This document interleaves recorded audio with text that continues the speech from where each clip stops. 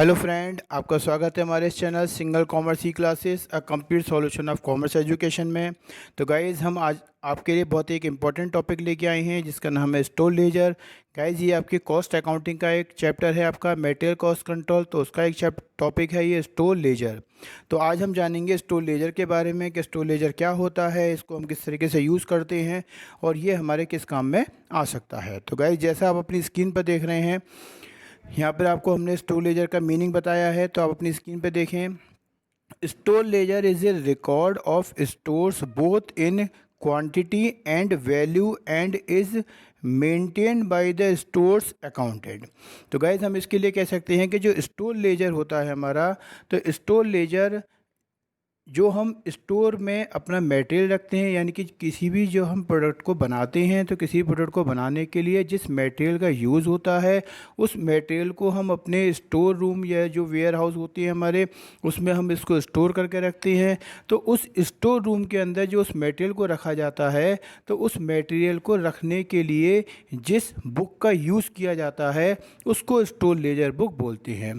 तो store laser book के अंदर जो स्टोर किया हुआ मटेरियल होता है, उसकी क्वांटिटी और उसका जो प्राइस होता है, दोनों का रिकॉर्ड इसमें मेंटेन किया जाता है। और जो पर्सन इस रिकॉर्ड को मेंटेन करते हैं उसको हम स्टोर्स अकाउंटेंट कहते हैं।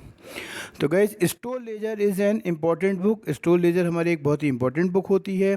And the account of each item of stores is maintained separately. तो हम ये कह सकते हैं कि स्टोर लेजर के अंदर जो मटेरियल का रिकॉर्ड रखा जाता है, वो हर मटेरियल का रिकॉर्ड अपना सेपरेट रखा जाता है, सेपरेट अकाउंट के रूप में रखा जाता है। The ledger sheet knows as stores record cards are generally in loose leaf from in binders and separate binders are used for separate class of material. तो गाइज, इसके लिए हम ये कह सकते हैं कि इस बही के जो पन्ने होते हैं, जिनको हम स्टोर्स लेखा पत्रक हिंदी में बोलें अगर, तो स्टोर्स लेखा पत्रक, जिसको हम स्टोर्स रिकॉर्ड कार्ड्स कहते हैं, ये हमारे क्या होते हैं, खुले हुए रूप में होते हैं। यानी कि एक तरीके से ये अलग अलग कार्ड्स के रूप में होते हैं, जो कि अलग अलग कार्ड के रूप में खुले रूप में होते हैं, यानी कि एक बुक के रूप में ना होकर अलग अलग कार्ड्स के रूप में होते हैं, जिनको कि हम अलग अलग मटेरियल के लिए यूज़ में लेते हैं। तो जो बाइंडर्स होते हैं, उनका ये काम होता है कि वो इन कार्ड्स को क्या करते हैं, मेंटेन रखते हैं या इन कार्ड्स को संभाल कर रखते हैं। और अगर हमारे पास अलग अलग स्टोर्स होते हैं और अलग अलग हमारे पास जो मोर देन वन स्टोर्स होते हैं और उनके जो स्टोर्स के जो हमारे कार्ड्स होते हैं वो हमारे एक से ज़्यादा होते हैं, तो उनको फिर बाइंड करने के लिए बाइंडर्स की ज़रूरत पड़ती है और उसको फिर जिस बाइंडर्स करके उसको एक बुक के रूप में रखा जाता है। तो हम कह सकते हैं कि some firms maintain these ledger is bound volume to avoid loss of loose folios. तो इसका एक तरीके से मतलब हो जाता है कि कुछ फर्म जो होती हैं वो इन बही को एक ही बंद जिल्द में रजिस्टर के रूप में रखते हैं, यानी कि उनको वो एक रजिस्टर बना लेते हैं जिसके अंदर एक फ़ाइल के रूप में एक मेंटेन रखते हैं और जो सारे हमारे रिकॉर्ड्स होते हैं उनको एक जगह पर कलेक्ट कर लेते हैं। Stores ledger is maintain in the accounting department by the stores accountant. तो हम ये कह सकते हैं कि जो स्टोर्स लेजर होता है वो हमारा अकाउंटिंग डिपार्टमेंट के द्वारा मेंटेन रखा जाता है, जिसको कि हम स्टोर्स अकाउंटेंट कहते हैं। तो गाइज, इस तरीके से हम ये समझ सकते हैं कि जो स्टोर्स लेजर होता है उसका कॉन्सेप्ट होता है कि किसी भी प्रोडक्ट को तैयार करने के लिए जिस मटेरियल का यूज़ किया जाता है, जब उस मटेरियल को किसी स्टोर में रखा जाता है, मेंटेन रखा जाता है, तब उसका रिकॉर्ड जिस बुक में रखा जाता है उसको स्टोर लेजर बुक बोलते हैं। और स्टोर लेजर बुक जो होती है, इसके अंदर मटेरियल की क्वांटिटी और उसका प्राइस, दोनों चीज़ें इसमें मेंटेन रखी जाती हैं और जो पर्सन इसको मेंटेन रखता है उसको हम स्टोर्स अकाउंटेंट कहते हैं। तो गाइस, अगला टॉपिक आता है हमारा मटेरियल कॉस्ट कंट्रोल का। ये टॉपिक है आपका प्राइसिंग ऑफ मटेरियल इशू।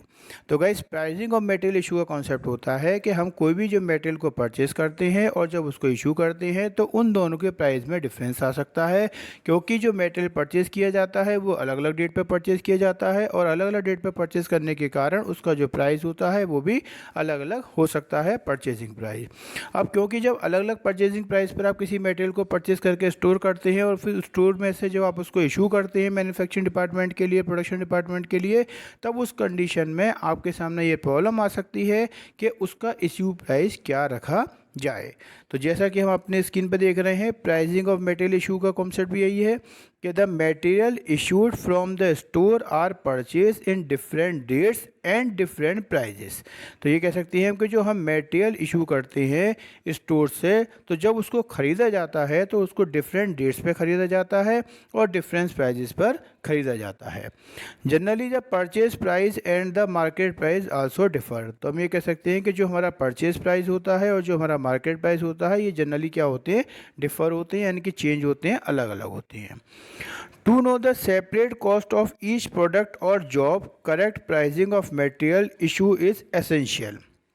तो हम ये कह सकते हैं एक तरीके से कि किसी भी जो प्रोडक्ट को हम तैयार करते हैं या कोई भी हम जॉब पर या कोई भी जो हम एक तरीके से ठेके पे जो हम काम करते हैं, तो हमें ये देखना होता है कि उसकी जो मटेरियल होती है उस मटेरियल का जो हम मूल्यांकन करते हैं वो किस प्राइस पे करें। क्योंकि यहाँ में गाइस ये समझना ज़रूरी होगा कि किसी भी प्रोडक्ट को तैयार करने के लिए जो उसकी कॉस्टिंग आती है उसका सबसे बड़ा जो प्राइस जो उसका इफ़ेक्ट डालता है वो मटेरियल इफ़ेक्ट डालता है, या यह कह सकते हैं हम कि किसी भी प्रोडक्ट को तैयार करने के बाद जो उसकी कॉस्टिंग तैयार की जाती है, जो कॉस्टिंग की हम बात करते हैं, तो उस पे मटेरियल का इफेक्ट बहुत ज़्यादा पड़ता है। यानी कि मटेरियल डिसाइड करता है कि किसी प्राइस की जो कॉस्टिंग होगी, किसी प्रोडक्ट की जो कॉस्टिंग होगी वो ज़्यादा हो या कम हो, उसको एनालिसिस करने के लिए मटेरियल की जानकारी को या उसको कंट्रोल करना या उसका वैल्यूएशन करना ज़रूरी हो जाता है।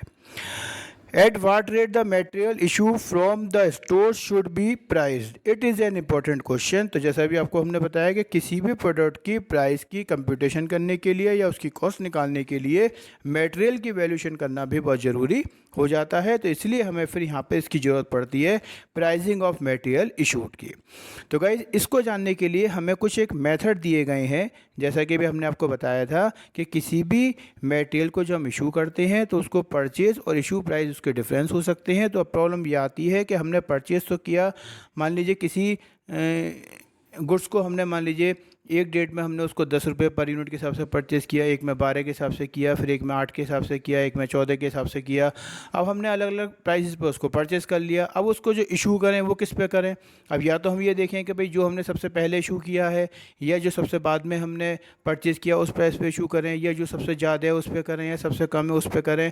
तो ये सब चीज़ें जो होती हैं जिसके अंतर्गत इसको हम समझ सकते हैं, हम इसको हम अपने पास जो रिकॉर्ड के रूप में यूज़ कर सकते हैं, उसके लिए ही हमें यहाँ पे method of pricing of material issue की ज़रूरत पड़ती है। The principle of pricing of material issue are as follows. तो हम ये कह सकते हैं यहाँ पे कि जो प्रिंसिपल्स हैं हमारे method of pricing of material के इशू करने के, वो आपके सामने है। तो इसमें हमें कुछ मेथड दिए गए हैं। तो आज की इस वीडियो में हम उनके मेथड के जो नाम है या कौन कौन से उसके मेथड हैं आप उसकी हम उसको आपको जानकारी दे रहे हैं, और फिर इनकी जो डिटेल होगी वो हम आपको इसके लिए नेक्स्ट वीडियो आपके लिए हमने तैयार की है वो हम उसमें देंगे। तो पहले हम आज इस वीडियो में समझते हैं कि हमारे पास कौन कौन से मेथड हैं जिन मेथड का यूज़ करके हम अपने स्टोर्स से मटेरियल को इशू कर सकते हैं। तो गाइस इसमें सबसे पहले आता है हमारा कॉस्ट प्राइस मेथड। तो जो कॉस्ट प्राइस मेथड होता है इसके अंदर आपके सामने जैसे आप स्क्रीन पर देख रहे हैं कि 5 मेथड हो सकते हैं, जिसमें सबसे पहले आता है आपका first input first output method, जिसको हम शॉर्ट में फीफो बोलते हैं। सेकंड आता है last input first output method, जिसको हम लीफो बोलते हैं। नेक्स्ट आता है highest in first output method, जिसको हम हीफो बोलते हैं।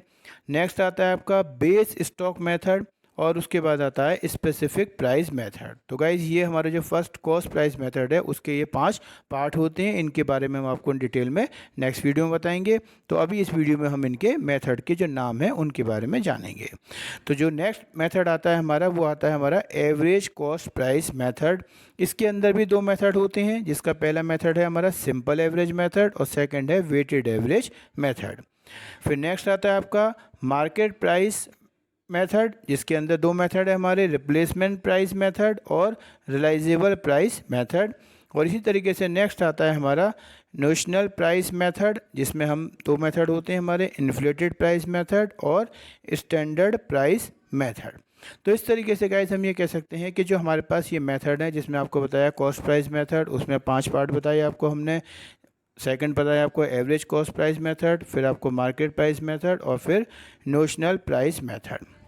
तो गाइस हमें उम्मीद है कि आपको इन जो मेथड्स के हमने आपको नाम समझाए इस वीडियो में वो आपको अच्छे से समझ में आए होंगे। आप इनको अपने पास नोट कर सकते हैं, इनको याद रख सकते हैं और इनकी डिटेल हमने आपको नेक्स्ट वीडियो में हमने आपके लिए तैयार की है। तो आप जो नेक्स्ट वीडियो है वो भी आप इसकी ज़रूर देखें और जो भी डिटेल है कंसर्न वो अपने पास नोट करके ज़रूर रखें, ताकि आपको ये चीज़ें याद रहें और अच्छे से समझ में आ सकें। तो गाइज़ हमें उम्मीद है कि आपको हमारा ये वीडियो पसंद आई होगी।